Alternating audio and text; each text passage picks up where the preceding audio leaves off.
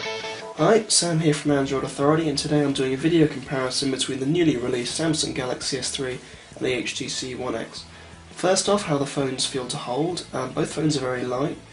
The HTC One X is a unibody design, which gives it a sort of finer finish feel, and the Samsung Galaxy S3 has a removable back, but still feels very smooth to hold regardless. Now I'm going to turn them both on to give you an idea of the boot up time.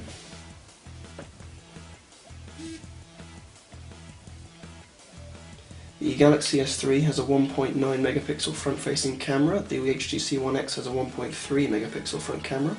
Both have 8 megapixel rear-facing cameras, and both have the new burst shot feature. The screen on the One X is 4.8 inches with 1280 by 720 pixels, and the Samsung Galaxy S3 has the same amount of pixels spread across 4.9 inches. As it says here, the One X has Beats audio, whilst the S3 only has a single speaker. And as you can see, the S3 boots up using TouchWiz much faster than Sense 4. There we go, give them a moment to settle.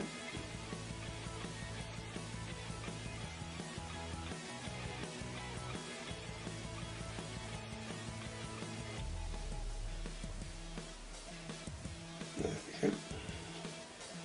So, an application launch, to give you an idea. Remember, this is a 1.5 GHz quad core and this is a 1.4. One of my favourite apps, Reddit Sync, at the same time. As you can see there, the One X loads slightly faster, but only marginal. Let's try another application, such as the Play Store.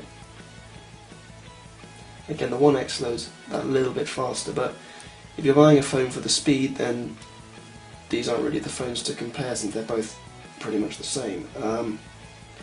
One thing where the One X is far better is in the sound quality. Using the Beats audio system on the rear, this speaker here and this one down here, you get far finer sound quality than you do on the S3.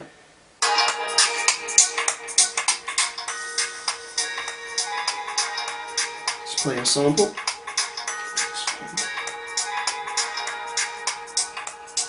So that's from the One X and this is from the S3.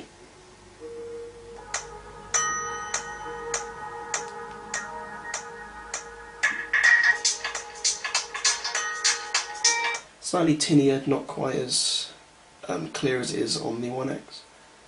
Now a camera test for you.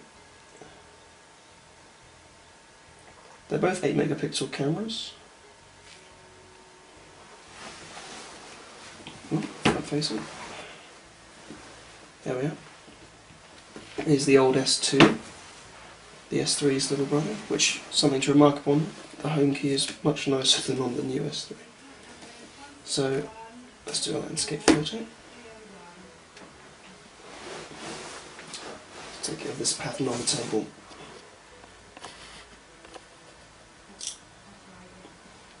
And remember, this phone has burst shot, so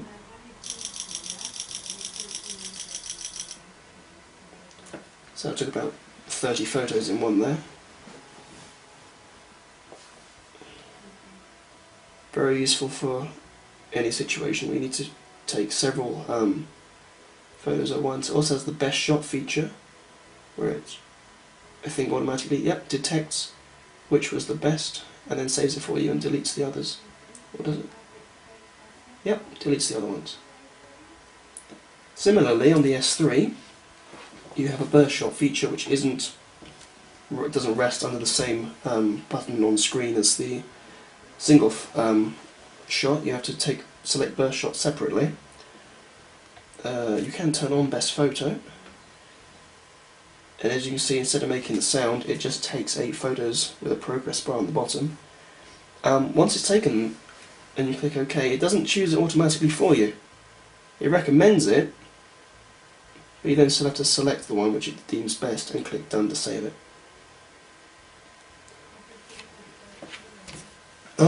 Difference in the soft keys. The One X uses a soft home key here. The S3 uses a hardware key.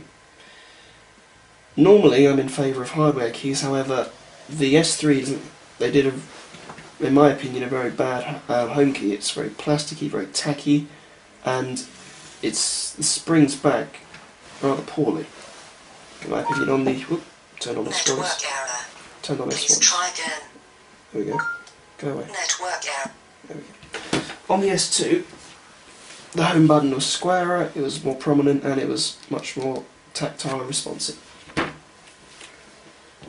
The One X, if you switch between apps a lot, has the recent apps button in place of the menu button, because the One X favours Ice Cream Sandwich's menu button on screen. So if I open up the Play Store, up here you'll see the 3 dots used on screen in place of the soft key on the S3. So instead you get the recent apps button in its place, which I suppose is nice enough if you like to switch applications. The similar function can be triggered on the S2 by double tapping the network error. Sorry, by holding down the home key. Not quite as nice as the One X, but performs the same function. Personally, I would buy the Samsung Galaxy S3. Although it is slightly larger, incidentally, both phones are exactly the same width, although the S3 is about a single millimetre taller. Personally, I'd buy the S3 because it seems to me more responsive than the HTC One X. Also, I prefer TouchWiz, the user interface. Sense 4, for me, I've never really liked Sense, but they claim to improve things in Sense 4, and for me they haven't. It's still clunky, it's still bloated, as you can see in there. There's a lot of bloatware. Amazon 7 Digital Movie Editor, which you just don't need. You should be able to download them separately. The applications on the S3, on this screen, and those two up the top, that's all you get. Much tidier, and I believe TouchWiz is programmed by Samsung, far better than Sense ever has been by HTC. So that concludes my video comparison, and thank you for watching.